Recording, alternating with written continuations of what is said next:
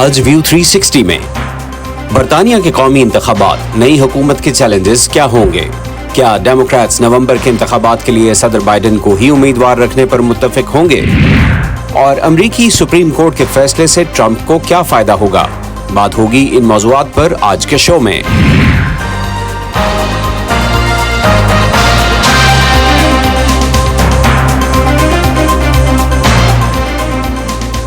Voice of America के Washington studio से आप देख रहे हैं प्रोग्राम व्यू 360। मैं हूं मोहम्मद आतिफ। अस्सलाम वालेकुम। बरतानिया के कौमी इंतखाबात में लेबर पार्टी को भरपूर कामयाबी मिली है, जिसके बाद लेबर पार्टी के लीडर कियर स्टारमर वजीर आजम बन गए हैं। स्टारमर को एक प्राइवेट तकरीब में किंग चार्ल्स III ने मुमलिकत का सरबराह बनाया।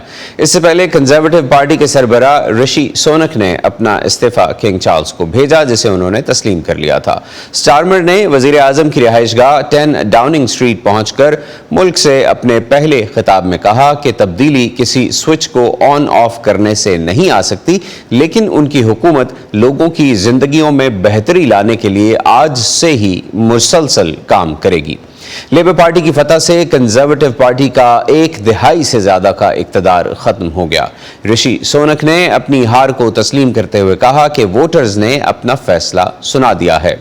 आज के प्रोग्राम में बरतानिया की आइंदा सियासत और खित्ते की सूरत हाल के पेश नज़र नई हुकूमत के चैलेंजेस और मुमकिना हिकमत अमली पर बात करेंगे, और आगे चलकर अमरीकी इंतखाबात के बारे में भी बात करेंगे, जहां अमेरिका में पहली सदारती डिबेट के बाद डेमोक्रेटिक पार्टी में सदर बाइडन के इलेक्शन लड़ने के बारे में जो माहौल पैदा हुआ है उस पर, और 6 जनवरी को कैपिटल हिल पर होने वाले हमले के केस से जुड़ी सदारती इस्तिस्ना की बहस पर।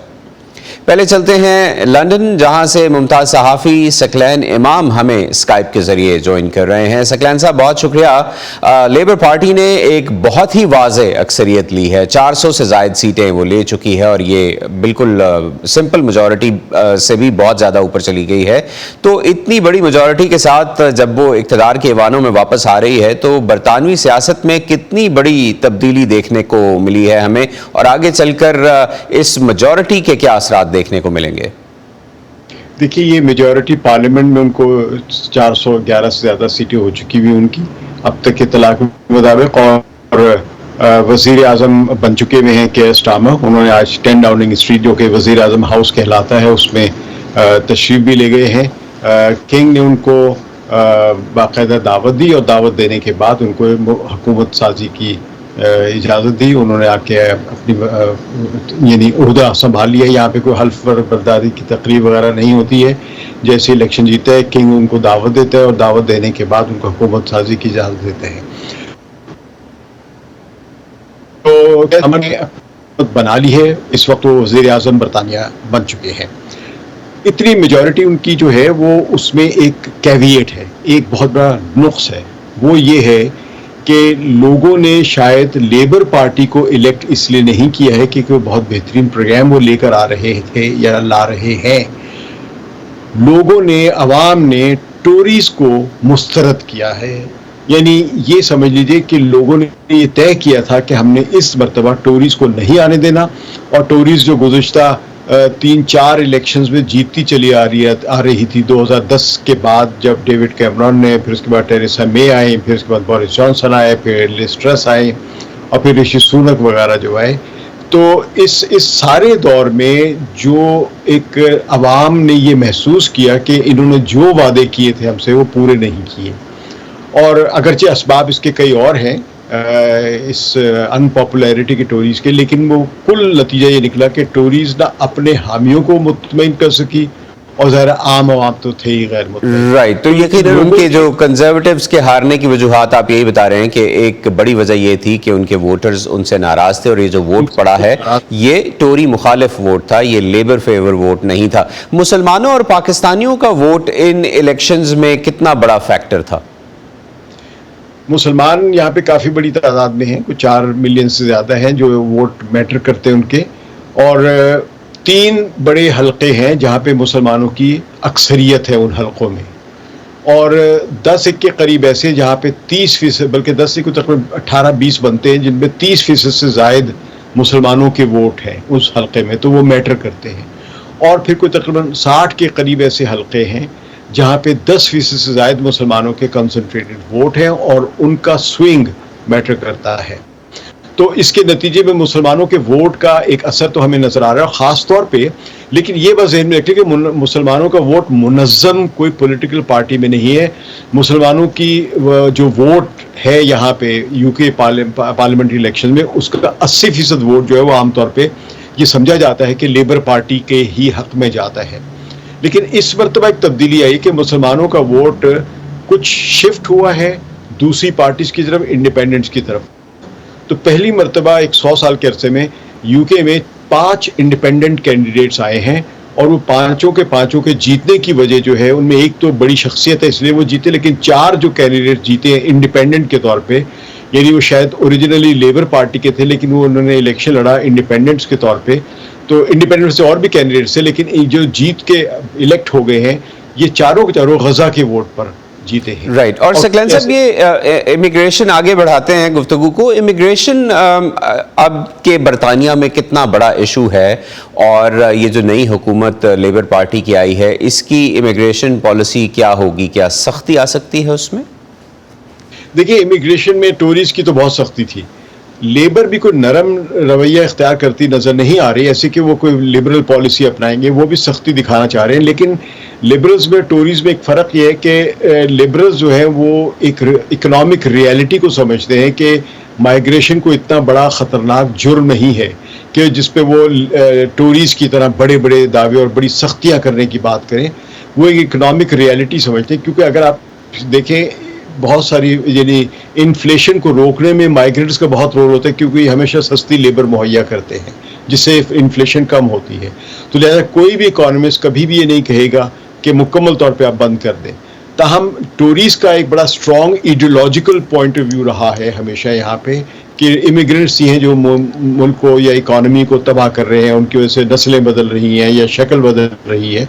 لیبر کا ایسا پوائنٹ آف ویو نہیں، لیکن لیبر اب دباؤ میں ہے ٹوریز کے. اور خاص طور پہ جب ٹوریز اس وقت جو سخت پوزیشن لے کے گئے مائیگریشن کے اوپر، اور ساتھ ہی کہ لیبر کے اندر جو ایک سپلٹ ہوئی، بلکہ ٹوریز کے اندر جو ایک سپلٹ ہوئی یعنی ٹوری پارٹی میں نہیں لیکن ٹوریز کا جو دائیں بازو انتہائی دائیں بازو کا ووٹ جو ریفارم یو کے کی صورت میں اس سے الگ ہو گیا ہے اور جس کی وجہ سے ٹوریز ہاری ہے. اگر ریفارم یو کے نہ بنتی تو شاید ٹوریز اتنی بری طرح نہ ہارتی. تو ٹوریز کے ہارنے کی ایک وجہ یہ بھی ہے کہ جو لوگ اس کے ناراض تھے وہ، اور دوسرے کہ ریفارم یو کے جو ہے اس نے بڑا سخت اسٹانس لیا اور ووٹ کاٹے ہیں ٹوریز کے، جس کے نتیجے میں لیبر کا کینڈیڈیٹ جیتا ہے جو ہار جانا چاہیے تھا اگر یہ ایک ہی ووٹ رہتا دائیں بازو کے حلقے کا. وہ لوگ بھی مائیگریشن کے بارے میں بڑا سخت رویہ رکھتے ریفارم یو کے والے. تو اب میں لیبر کے لیے ایک ہلکا سا نرم گوشہ میں کہوں گا، آفیشلی نہیں ہے لیکن مزید ایک منٹ ہے میرے پاس. برطانوی خارجہ پالیسی میں روس یوکرین جنگ اور اسرائیل حماس تنازع اہم مسئلے ہیں، اور آپ نے بتایا کہ کیسے حماس اور غزہ کا جو تنازع ہے اس نے 5 لوگوں کو ان کی سیٹس دلوائی ہیں. لیبر پارٹی کے آنے سے کیا ان دونوں جنگوں کے بارے میں برطانوی پالیسی میں کوئی تبدیلی کی توقع کی جا سکتی ہے؟ دیکھیے یوکرین کے بارے میں تو تبدیلی کے امکانات کوئی خاص نہیں ہے. صرف یہ ہوا کہ کچھ جو ایک ملیٹنسی ہے یا شدت پسندی ہے اس میں کچھ ماڈریشن آ سکتی ہے. جیسے کہ کیئر سٹارمر نے آج کی حکومت جو پہلی تقریر کی ہے اس میں انہوں نے جنگوں کا ذکر نہیں کیا ہے بلکہ سب کو دعوت دی ہے کوآپریشن کی اور گورنمنٹ آف دا سروس بنانے کا اعلان کیا، یعنی کہ لوگوں کی خدمت کی جائے. تو ظاہر اس میں اکنامک ریالٹیز ایسی ہیں کہ جنگوں کی وجہ سے نقصان پہنچ رہا ہے اور وہ چاہیں گے کہ جنگ نہ بڑھے، لیکن وہ امریکہ کا ساتھ ضرور دیں گے. یہ برطانیہ کی ایک پالیسی آف کنسنسس ہے. جہاں تک غزہ یا فلسطینیوں کا مسئلہ ہے اس میں یہ اتنے دباؤ میں ضرور آ چکے ہوئے ہیں کہ یہ ایک فلسطینی ریاست کی تسلیم کرنے کی بات کرتے ہیں، لیکن اس کو وہ ایک امن کے عمل کا حصہ کہیں گے، دوسرے مغربی یا یورپی ممالک کی طرح نہیں کہ اس کو ہر حال میں تسلیم کر لیا جائے. تو ایک شفٹ اس طرح بھی نظر آئے گی ہلکی سی. دوسرا یہ ہے کہ اب پارلیمنٹ میں لیبر پارٹی کے اندر بھی ایک دباؤ محسوس کیا جا رہا ہے کیونکہ خود کیئر سٹارمر جو ہے وہ ان کی میجورٹی جو تھی الیکشن کے وقت اس مرتبہ 10,000 سے زیادہ ووٹ کم ہوئے ہیں ان کے، یعنی ان کے ووٹ کم ہوئے یہ، اور خود لیبر پارٹی کے کل ووٹوں میں نشستیں تو ان کی 200 سے زائد بڑھی ہیں لیکن ان کا کل ووٹ جو ہے وہ 1.6% بڑھا ہے. تو یہ اشارے کلیئر ہیں کہ جی آپ زیادہ عرصے ایک پالیسی پہ نہیں چل سکتے اور اس جی پہ ووٹ تو چیلنجز کا فارن پالیسی میں ان چیلنجز کا سامنا ان کو رہے گا. بہت شکریہ ثقلین امام صاحب, آپ نے ہمیں لندن سے براہ راست جوائن کیا اور ہمارے ساتھ گفتگو کی. آگے بڑھتے ہیں. ادھر امریکہ میں اس سال کے صدارتی انتخاب سے متعلق دو اہم پیش رفت دیکھنے میں آئی ہیں. اگرچہ 2024 کے صدارتی انتخابات کا پہلا مباحثہ اب تاریخ کا حصہ ہے, لیکن اس کے ایک ہفتے بعد یہ سوال ہر کسی کی زبان پر ہے کہ کمزور کارکردگی کے باوجود کیا جو بائیڈن انتخابی دوڑ میں موجود رہیں گے. اس کی وجہ یہ ہے کہ ان کی اپنی پارٹی کے اندر کچھ حلقوں کی جانب سے ان کی عمر اور ذہنی فٹنس کے بارے میں سوالات اٹھائے گئے ہیں, جبکہ ان کے مخالف ڈونلڈ ٹرمپ بائیڈن کی ناقص کارکردگی پر اپنی توجہ مرکوز رکھے ہوئے ہیں. اس پوری صورتحال پر ایک جائزہ پیش کرتے ہیں آپ کو وائس آف امریکہ کی اس رپورٹ میں. عوام اسے کس نظر سے دیکھتی ہے؟ پہلے صدارتی مباحثے میں دو عمر رسیدہ شخص ایک دوسرے پر جملے کستے ہوئے. ایک حتمی تاثر یہ ہے کہ صدر جو بائیڈن 81 سال کی عمر میں توازن برقرار نہ رکھ سکے اور بعض اوقات ان کی بات سمجھنا مشکل تھا. ایک موقع پر بائیڈن نے کہا, میں اس وقت تک آگے بڑھتا رہوں گا جب تک کہ ہم مکمل پابندی نہیں لگا دیتے, مکمل انیشیٹو, اس کی نسبت جو ہم مزید بارڈر پر گشت اور پناہ گزینوں کے لیے اہلکاروں کے لیے کر رہے ہیں. اس موقع پر ٹرمپ نے جواب دیا, میں واقعی نہیں جانتا کہ اس جملے کے آخر میں انہوں نے کیا کہا. مجھے نہیں لگتا کہ وہ خود بھی جانتے ہیں کہ انہوں نے کیا کہا. اب ریاست ٹیکسس سے کانگریس کے رکن لائڈ ڈوگٹ پہلے ڈیموکریٹ ہیں جنہوں نے کھلے عام کہا کہ بائیڈن کو دوڑ سے دستبردار ہو جانا چاہیے. تجزیہ کاروں کا کہنا ہے کہ اس کے بعد ڈیموکریٹک پارٹی کے اندر سوچ بچار تبدیل ہو رہی ہے. اگر مجھے شرط لگانی پڑے تو میں کہوں گا کہ اس بات کا امکان کہ جو بائیڈن ٹکٹ پر نہیں ہوں گے 50-50 ہے. لیکن صدر ایسا نہیں سمجھتے. وہ عمر میں اضافے کا اعتراف تو کرتے ہیں, لیکن مباحثے میں اپنے مد مقابل کے جھوٹے دعووں کی طرف اشارہ کرتے ہیں. میں پہلے کی طرح فراوانی سے بات نہیں کرتا, میں ویسے بحث نہیں کرتا جیسا کہ میں پہلے کرتا تھا, لیکن میں جانتا ہوں کہ مجھے کیا معلوم ہے, میں جانتا ہوں کہ سچ کیسے بولنا ہے.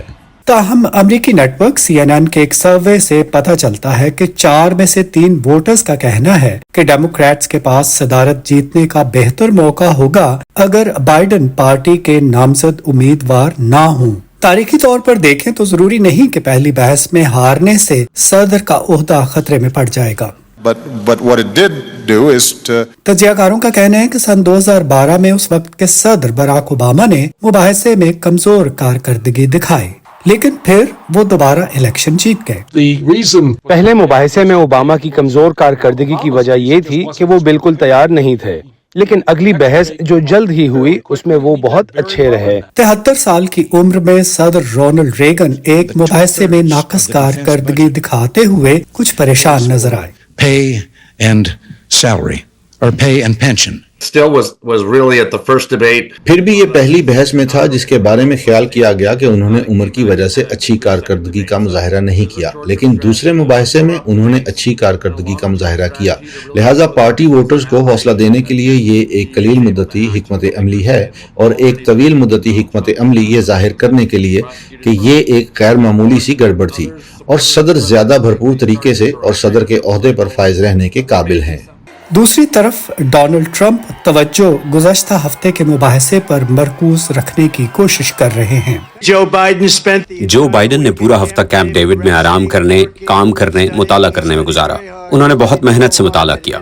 انہوں نے اتنی محنت سے مطالعہ کیا کہ انہیں معلوم ہی نہیں کہ وہ کیا کر رہے ہیں.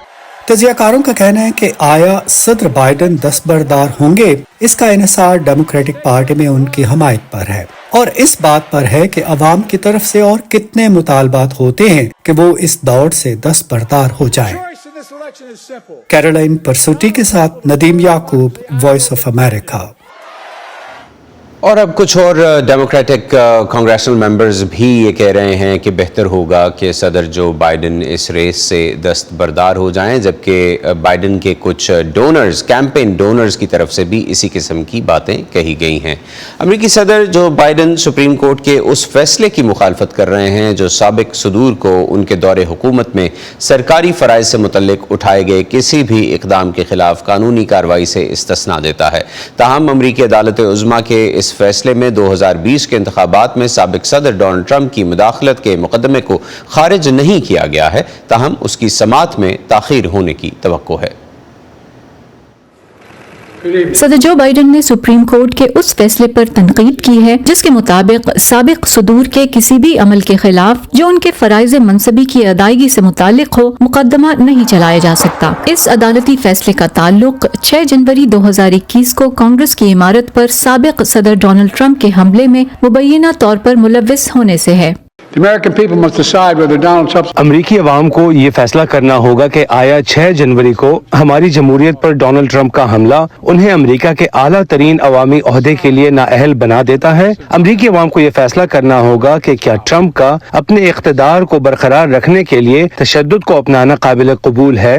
साबिक सदर ट्रंप ने सुप्रीम कोर्ट के इस फैसले पर अपनी वेबसाइट पर अपने ज़ाती social media platform truth social की एक पोस्ट लगाकर रद्द अमल का इजहार कुछ यूं किया। सुप्रीम कोर्ट ने मेरे खिलाफ लगाए गए ज्यादातर इल्जामात को मुकम्मल तौर पर खत्म कर दिया। अब बाइडेन को अपनी तनकीद खत्म कर देनी चाहिए। हमारे मुल्क को अब दोबारा अपनी अजमत पर तवज्जो मरकूज करनी चाहिए। ताहम सुप्रीम कोर्ट ने ट्रंप के खिलाफ इंतखाबात में मुदाखलत का केस खारिज नहीं किया। उन पर इल्जाम है कि वो 2020 के सदारती इंतखाबात के नताइज को उलटने की कोशिश कर रहे थे जो बाइडेन ने जीता था। शिकागो केंट लॉ कॉलेज में कानून के प्रोफेसर हेरल्ड क्रेंट का कहना है कि ट्रंप के 6 जनवरी तक के इक़दामात सरकारी और गैर सरकारी दोनों तरह की कार्रवाइयों पर लागू होते हैं, जिसकी वजह से उनके खिलाफ मुकदमा चलाया जा सकता है।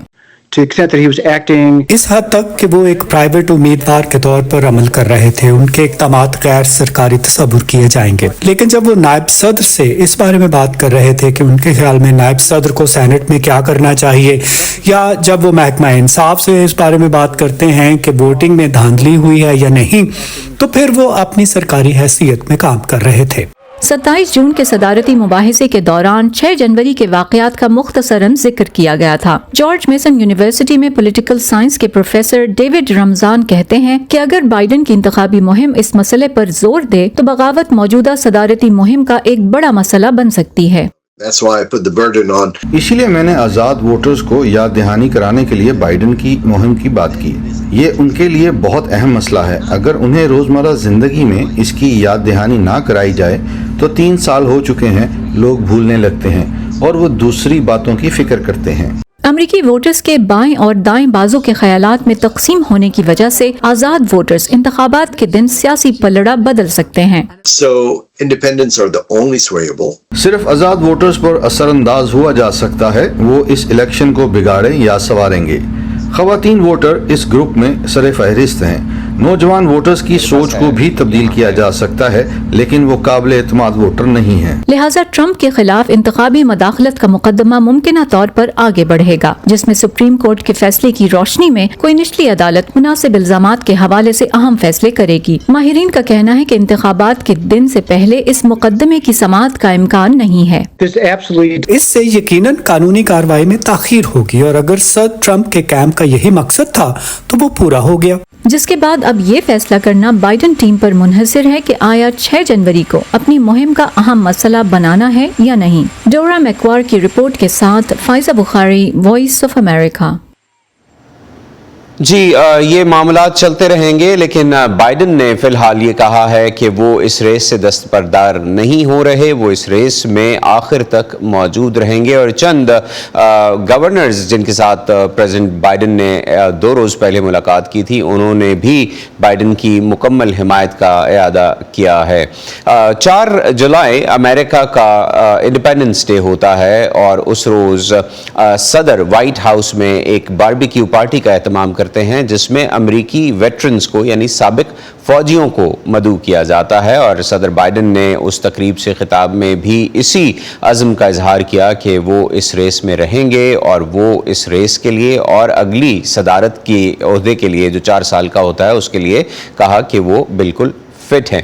आगे बढ़ते हैं और वेटरन से मुतल्लिक ही कुछ बात करते हैं। बाइडेन इंतज़ामिया ने साबिक अमरीकी फ़ौजियों की सेहत की देखभाल के लिए तकरीबन $5.7 अरब से ज़्यादा के बेनिफिट्स दिए हैं। लेकिन सदर डोनाल्ड ट्रंप का कहना है कि जब वो वाइट हाउस में थे तो साबिक फ़ौजियों के हालात बेहतर थे।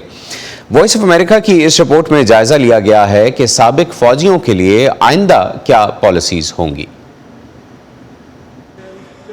امریکہ کے تقریباً 8,90,000 سابق فوجی اپنے فرائض کی ادائیگی کرتے ہوئے زہریلے مادوں سے متاثر ہوئے ہیں، اور وہ پہلے ہی پرومس ٹو ایڈریس کمپریہنسو ٹاکسکس یعنی پیکٹ ایکٹ سے مستفید ہو چکے ہیں۔ اس قانون پر صدر بائیڈن نے 2022 میں دستخط کیے تھے، اور اس کا مقصد متاثرہ افراد اور بچ جانے والوں کے لیے صحت کی دیکھ بھال اور فوائد یعنی ہیلتھ کیئر اور بینیفٹس میں اضافہ کرنا تھا۔ بائیڈن نے بدھ کے روز اعلان کیا کہ پیکٹ ایکٹ کے تحت داخل کیے گئے 10 لاکھ کلیمز اب تک منظور کیے جا چکے ہیں۔ یہ افراد سانس لینے میں دشواری، کینسر اور دماغ کے کینسر جیسے امراض میں لمبے عرصے سے مبتلا ہیں۔ آپ کو یہ ثابت کرنے کی ضرورت نہیں ہے کہ آپ کے اس مرض کی وجہ آپ کی ملازمت تھی، اور پیکٹ ایکٹ کے نتیجے میں آپ کو اب یہ ثابت کرنے کی ضرورت نہیں ہے۔ بائیڈن نے توجہ دلائی کہ دونوں پارٹیوں کی بنیاد پر 30 سے زیادہ قوانین ان کی انتظامیہ کے تحت منظور کیے گئے۔ یہ قوانین سابق فوجیوں، ان کی دیکھ بھال کرنے والوں اور زندہ بچ جانے والوں کے فائدے کے لیے ہیں۔ ہم نے ان سابق فوجیوں کی بے گھری کو ختم کرنے کے لیے وسائل میں اضافہ کیا ہے۔ اس سلسلے میں ہم نے ذہنی صحت کی دیکھ بھال کرنے والے سینکڑوں اضافی ارکان کی خدمات حاصل کی ہیں اور انہیں تربیت دی ہے، خاص طور پر سابق فوجیوں میں خودکشی کے رجحان کو ختم کرنے کے لیے۔ 2024 کے صدارتی انتخاب کی دوڑ میں بائیڈن کے ریپبلکن حریف ڈونلڈ ٹرمپ کا کہنا ہے کہ جب وہ صدر تھے تو سابق فوجیوں کے لیے حالات بہت بہتر تھے۔ ٹرمپ نے online video platform Rumble پر پوسٹ کی گئی ایک ویڈیو میں اپنے اسی دعوے پر زور دیا۔ یہ ویڈیو نومبر میں پوسٹ کی گئی تھی۔ ہمارے پاس ملک میں 33,000 سابق فوجی ہیں جو بے گھر ہیں اور بہت پسماندہ زندگی گزار رہی ہیں۔ میں کچھ مزید کہوں تو یہ شرم کی بات ہے۔ ہم نے اپنے 4 برس کے دور اقتدار میں ان کی بہت مدد کی، لیکن اب وہ سب ختم کر دیا گیا ہے۔ فرائض سنبھالنے کے بعد پہلے ہی دن میں ایک ایگزیکٹو آرڈر پر دستخط کروں گا جس کے تحت بائیڈن کی اس فنڈنگ کو روک دیا جائے گا جو غیر قانونی غیر ملکیوں کی پناہ اور نقل و حمل کے لیے استعمال ہوتی ہے، اور اس کے نتیجے میں ہونے والی ان بچتوں کے ایک حصے کو جو میں کر سکتا ہوں ایک بڑا حصہ ہے۔ نیشنل ایسوسی ایشن آف سوشل ورکرز نے بائیڈن اور ٹرمپ انتظامیہ دونوں کے زیر انتظام سابق فوجیوں کی فلاح و بہبود کے لیے کیے گئے اقدامات میں بہتری کی تعریف کی ہے۔ مثال کے طور پر ٹرمپ انتظامیہ نے سابق فوجیوں کے امور کے محکمے سے ہٹ کر سابق فوجیوں کی معاونت اور دیکھ بھال تک رسائی میں اضافہ کیا ہے، لیکن چیلنجز بدستور باقی ہیں۔ لوگوں کو اس سسٹم میں داخل ہونے میں مسائل پیش آ رہے ہیں۔ نہ صرف یہ بلکہ پیپر ورک، خاصا وقت انتظار کرنے اور اہلکاروں کی کافی تعداد نہ ہونے کے باعث بھی۔ نیشنل ایسوسی ایشن آف سوشل ورکرز نے توجہ دلائی کہ آئندہ امریکی صدر کو سابق فوجیوں کی ذہنی صحت کی دیکھ بھال تک رسائی کی سہولت فراہم کرنے کے لیے خصوصی توجہ دینے کی ضرورت ہوگی، خاص طور پر اس وقت اس شعبے میں سہولیات فراہم کرنے والوں کی کمی کو مد نظر رکھنا ہوگا جس کا اس وقت سامنا ہے۔ ویرونیکا بالڈرس اگلیسیس کی رپورٹ کے ساتھ بہجت جولانی، وائس آف امریکہ۔ امریکہ میں ویٹرنز یعنی سابق فوجیوں کی ایک بڑی تعداد ہے جن کی طرف سے اس قسم کے مسائل پر آوازیں اٹھتی رہتی ہیں، جس میں ان کے ہیلتھ کیئر بینیفٹس اور دیگر سہولیات میں کمی یا اس سلسلے میں ان کو جو مشکلات کا سامنا ہوتا ہے وہ اس پر بات کرتے ہیں۔ اور امریکہ میں ویٹرنز افیئرز نامی ایک ادارہ ہے جو سابق فوجیوں کے لیے کام کرتا ہے، چاہے اس میں ہیلتھ سے ریلیٹڈ ایشوز ہوں یا دیگر جو ایشوز جن کا انہیں سامنا ہوتا ہے ان پر یہ محکمہ کام کرتا ہے، اور ویٹرنز یا فوجی الیکشن میں ایک بڑا ایشو بھی ہیں۔ اسی پر ختم کرتے ہیں آج کا ویو 360۔ اسٹے سیف، اور پاکستان اور خطے سمیت دنیا بھر کی اہم خبروں اور دلچسپ معلومات کے لیے آئیے ہماری ویب سائٹ urduvoa.com پر۔ یہ سارا کانٹینٹ آپ کو ملے گا ہمارے سوشل میڈیا پلیٹ فارمز پر بھی، facebook.com/VOA Urdu، یوٹیوب پر ہمارا چینل ہے VOA Urdu کے نام سے، اور ایکس اور انسٹاگرام پر ہمارا ہینڈل ہے @VOA Urdu۔ اب تک کے لیے اتنا ہی، محمد عاطف کو اجازت دیجیے۔ ہیو اے گڈ ویکینڈ اور خدا حافظ۔